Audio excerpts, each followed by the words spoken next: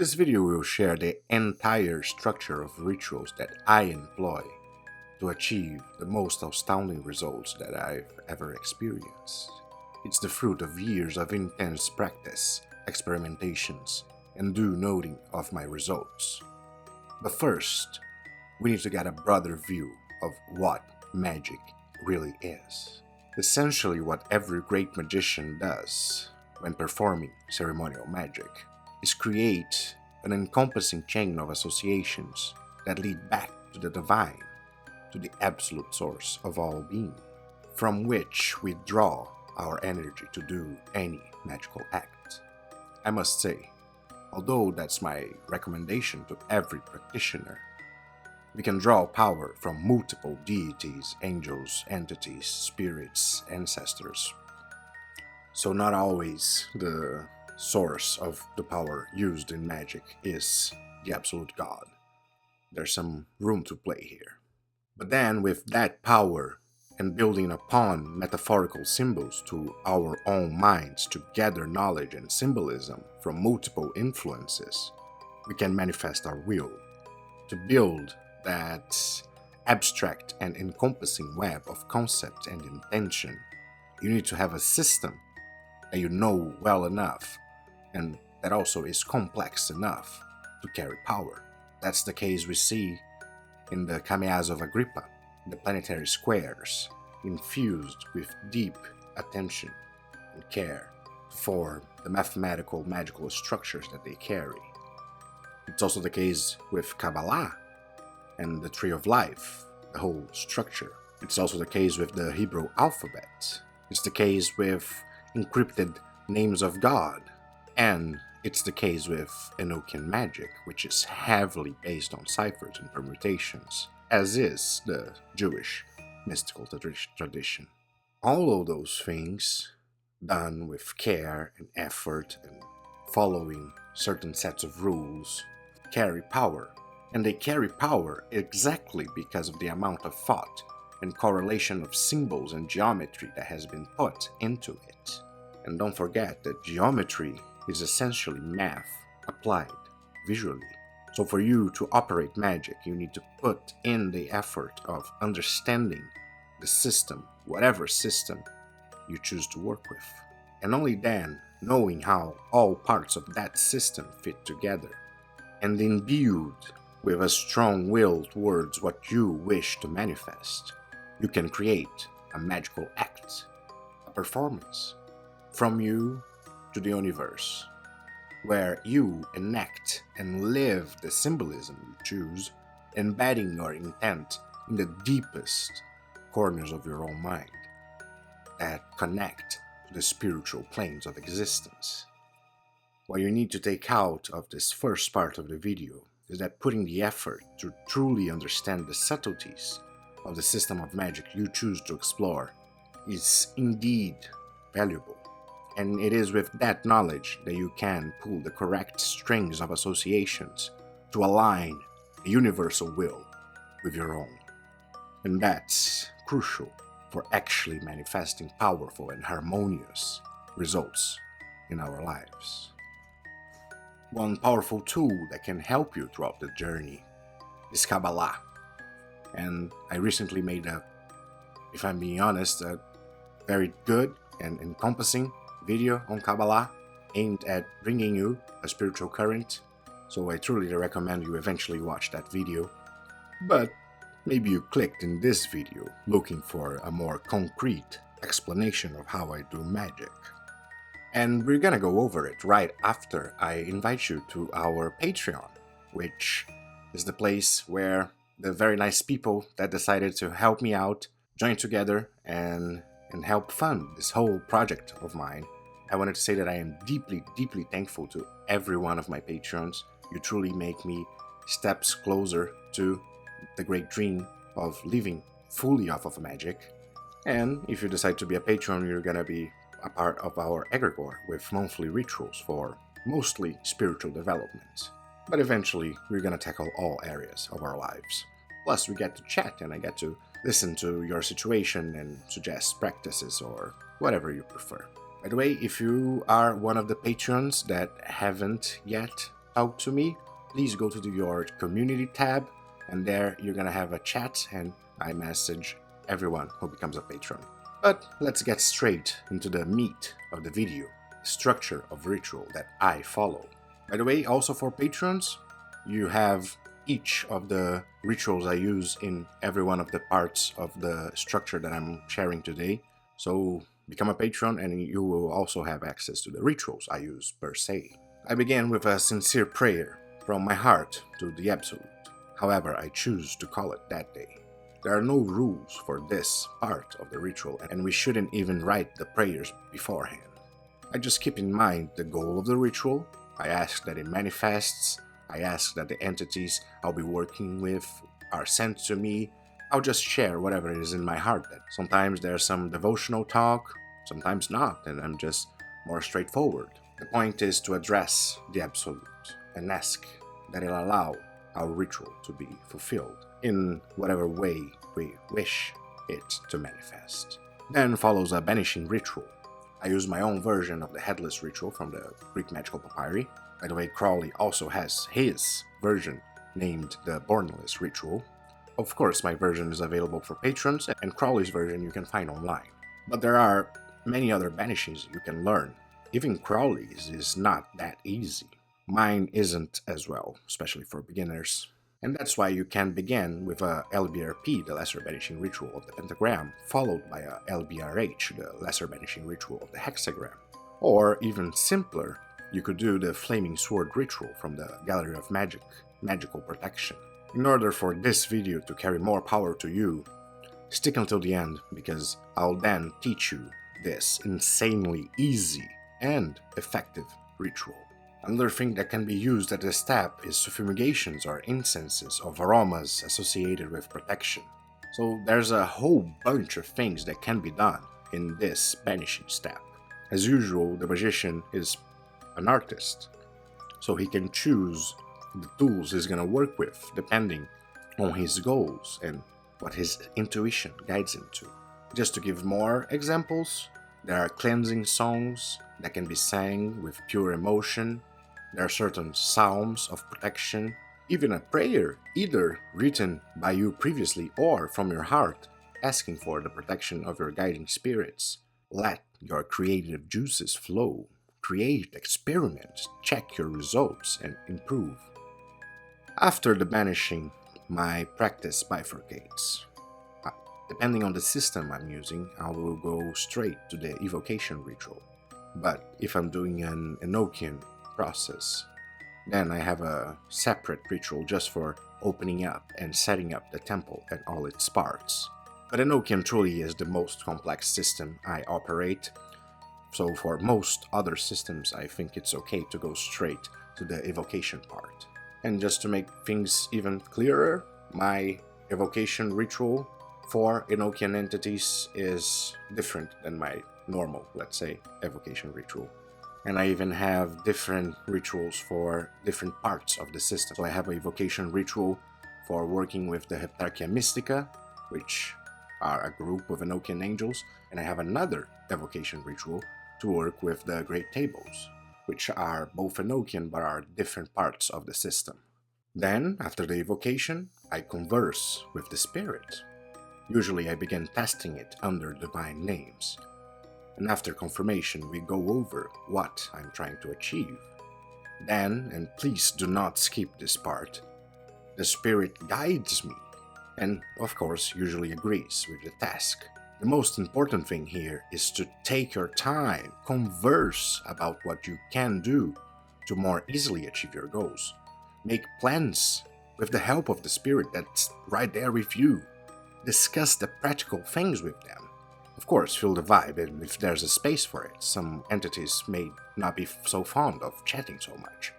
In those cases, this part doesn't need to be very big, but it's very valuable to enjoy as much as you can this section of the process where you are actually there talking with the entity and can go over any questions you have surrounding the situation, and most importantly, figuring out what you can do in your day-to-day life after the ritual to actually achieve the transformation you're seeking. After that, I give them license to depart, and they usually go. Sometimes they stay a bit longer. Personally, I do not do a closing banishing ritual. Some people do and deeply recommend it, but I do my own closing ritual, focused at Shekinah, the divine presence of God in the material world, which is his feminine aspect for the Kabbalistic tradition. Another of the rituals that's available in its entirety for patrons. This is my way of honoring the divine feminine and brings harmony to the entirety of the process that began with a headless ritual which emphasizes the divine masculine. It's a prayer that I wrote, inspired by another ritual from the PGM, the Greek Magical Papyri, and it goes over all general details of how my ritual should manifest, meaning in beneficial ways to the good of all people, for my evolution and of those around me, for the benefit of my clients, etc., etc. And then, which is just as important as all the previous steps, is going back to your normal life, accepting how things are, not engaging in lust for the result you seek. Just go on with your life, doing your best in the normal world to achieve what you asked for. Many underestimate how much the lust for results can weaken our magic. And it's fascinating how this is expressed even in spiritual traditions focused exclusively in enlightenment and self-development. For example, the concept of a Wu Wei, of a Taoist, is pretty much the way of avoiding that lust for results. I know this can be hard, especially in the beginning where we're not that confident in our magic yet. Chaos magicians even recommend forgetting what you've done, and some keep their sigils to only launch them when they no longer remember their purpose, which is a very clever way to completely avoid lust for results. But unfortunately, it's not very applicable to ceremonial magic. I think the best you can do, if you can't let go of thinking about your goal, is being thankful for the entity or ritual you did that's helping you achieve that. But if you become desperate for it and can only think about this result, there's a great chance that the results will be greatly delayed. Magic manifests easier when we are truly nonchalant about it, which is another reason meditation and enjoying life and growing closer to the divine bliss helps our magic manifest faster, because we are already satisfied with life as it is. The optimal moment to be hit by a magical result is when you're not expecting it. It seems to me that magic loves to surprise us and manifest in unimaginable ways, which is also how the magical journey continues to be beautiful, humbling, and refreshing, regardless of how long we've been in it. This lust for result issue is contradictory to most people's attraction towards magic that comes from power, love, money, and etc. And it most likely hinders many people from experiencing the powerful transformations that magic can bring us. But magic truly is about unifying opposites, resolving the contradictions, so even if it doesn't make sense yet, keep at it, and things will fall into place over time. If they haven't yet, I would love to talk with you, get a sense for your spiritual development, and suggest complementary studies and practices aimed at your development. I'd truly love to have you in my Patreon, where I'll be able to do just that. And since you got into the end of video, I'm gonna deliver my promise and teach you the flaming sword ritual that can be used as a banishing. First, we here have this lists of words, and you need to pause this video and you need to very calmly, very attentive, look at each one of the words. You don't have to read them, even if you speak Hebrew, don't read them, just look over it, glance over it. Just let your mind perceive the shapes of the letters. During this ritual, you only need to know by memory 4 of the names. The first 2, Yohat and Kalach, and the last 2, Nazariel and Oziel. The ones in between are actually our 7 6-letter divisions of the 42-letter name of God, which is encrypted in the Anabekoak prayer. Those are Avgitats, Karastam, Nagrishesh, Batatstag, Shakvitna, Yaglifzok Shakutzit. So basically, you're getting in touch with permutations of the 42-letter name plus the 4 angels that you need to memorize. And by the way, the first 2 are often used in kameot, in Hebrew talismans, especially those around protection. So they are specialized in this and they fit really well with a banishing ritual. When you pause the video, you're gonna first glance at all the names in Hebrew. It's okay if you don't speak Hebrew, you just have to look at each letter.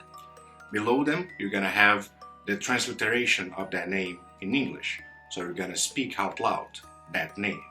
You should also know that in Kabbalah, the name of an angel pictured in Hebrew, in our mind's eye, if we can visualize it, is already considered a connection with the angel.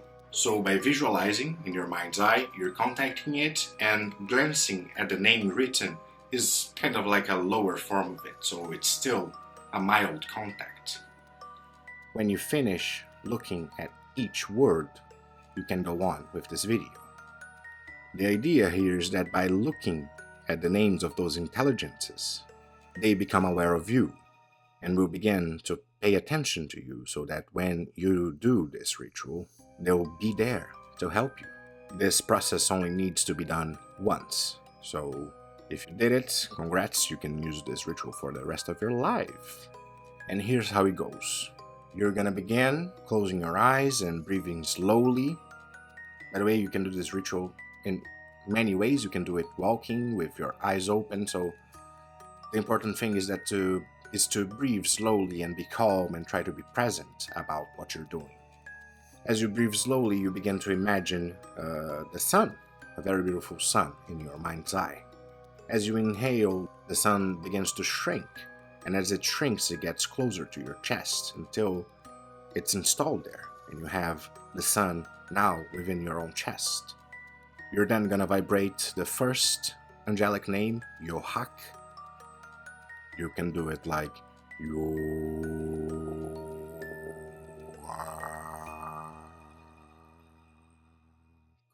Or if you don't have a deep voice, you can do Yo. The important thing is to vibrate the name.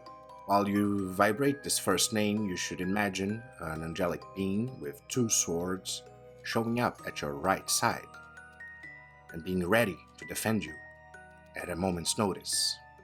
You're going to then vibrate the second angelic name, which is Kalak. So you're gonna vibrate Kalak.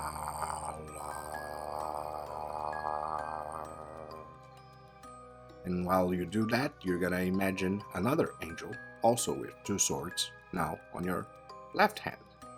Then you're gonna turn your attention back to the sun that's in your chest while you vibrate the divine name, Nazariel. Nazariel.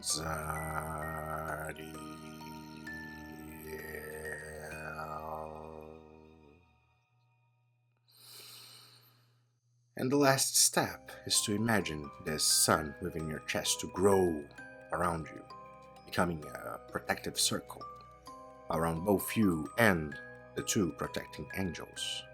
The last name is Oziel, and you're gonna vibrate Oziel.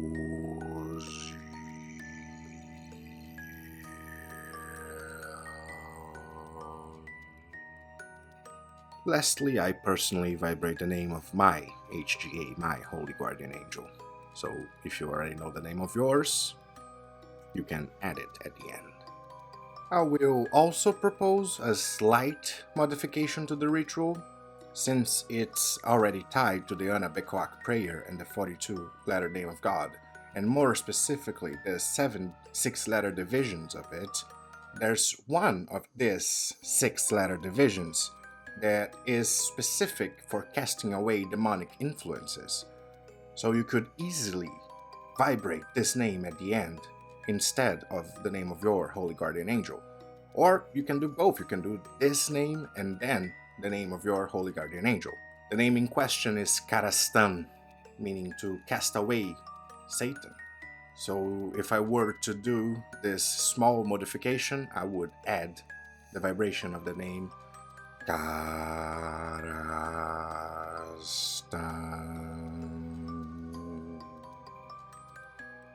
as a way of fortifying the ritual and still being very much in line with the goal of protection. All of the angels mentioned during this ritual are from the Kabbalistic tradition, and it really seems that a lot of the Gallery of Magic work is very much inspired by Jacobus Swart, and it's in the current book that I'm reading that I found all of these angels that are used in this ritual. So it truly still is a part of the Kabbalistic tradition. Also, of course, this is going to be more effective if you have knowledge and study about Kabbalah. So go watch my video on it. It's really good. I'm proud of it. Help me out. Share it with people. Once again, thank you very much for watching until the end. Don't forget to leave a like, leave your comments about what you wish I would talk about next and what you thought about this video. And if you have used this Flaming Sword ritual before, let us know how you feel about it. Bye bye!